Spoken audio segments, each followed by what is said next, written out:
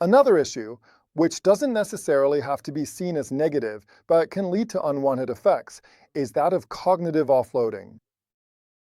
This refers to the process by which a person delegates or extends an activity, externalizes mental tasks to external tools, such as digital calendars, mobile devices, or notes, with the aim of reducing the load on memory or attention. A typical example is saving phone numbers in your smartphone's contact list.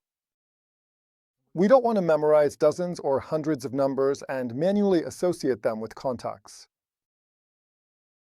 In this sense, cognitive offloading improves efficiency because it allows us to quickly retrieve information, freeing up mental resources to dedicate to more complex tasks.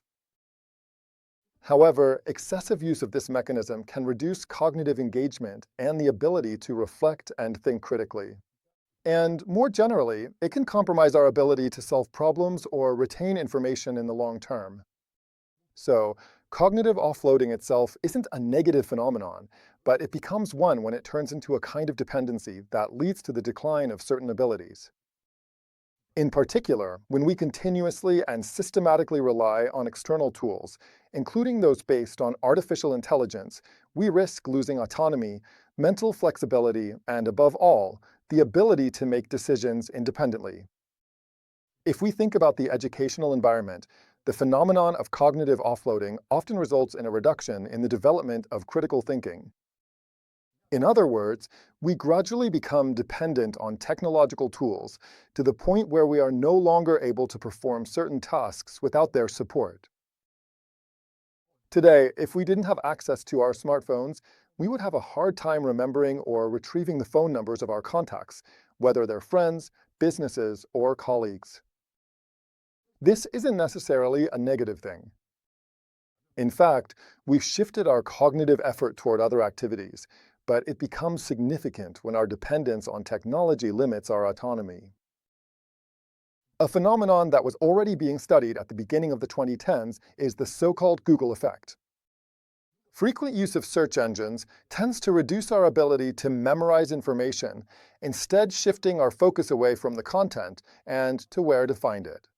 Basically, we remember less of what we learn, but we become better at knowing where to find it. This effect also shows up with the continuous use of artificial intelligence. A recent MIT study analyzes the cognitive effects of using large language models, like ChatGPT, in educational settings, specifically during essay writing. The results highlight a significant issue related to cognitive offloading with important consequences on the neurocognitive level.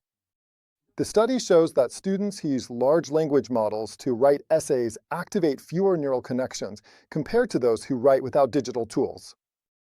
Specifically, there is a reduction in activities associated with internal attention and creative ideation, active cognitive processes and motor planning, as well as working memory and executive control. This reduction suggests that using large language models involves less engagement of cognitive resources because the model provides content suggestions that the user tends to integrate passively without deep processing. The phenomenon of cognitive offloading becomes problematic when it turns into cognitive debt, a condition in which repeated use of intelligent tools reduces the capacity for critical thinking, memory, and intellectual autonomy. In this case, the study shows that users who use LLMs remember less of what they have written, struggle to correctly cite their own texts, and have a weaker sense of ownership over the content they produce. On the other hand, those who write without digital tools show greater brain activation, better memory, and a stronger identification with their own work. Although LLMs can improve productivity and simplify tasks, their use should not completely replace cognitive processing. It is essential to balance the use of artificial intelligence with moments of active learning to prevent cognitive offloading from turning into a loss of fundamental skills.